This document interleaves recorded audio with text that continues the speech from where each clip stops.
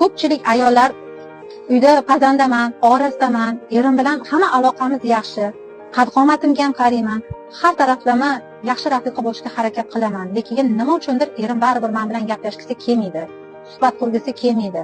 Qaysidir ma'noda erim o'zini mendan olib qochadi deb maslahat so'rashganda, shu ayollar bilan suhbat jarayonida bilamanki, o'zlariga sezilmagan holatda og'izlaridan noxush hid keladi.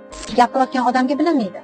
Oshqozon kasalliklari bilan og'riydigan bemorlarda bir necha oydan hatto yillab og'izdan noxush hid kelishi mumkin. Bunga men ajoyib bitta tavsiyani beraman. Dorixonalarda sotiladi, 100% tabiiy, yalpiz efiridan foydalanishinglarni tavsiya qilaman. Har kuni kechqurun uxlashinglardan oldin yarim piyola suvga 7-8 tomchi yalpiz moyidan tomizgan holatda ichib uxlang.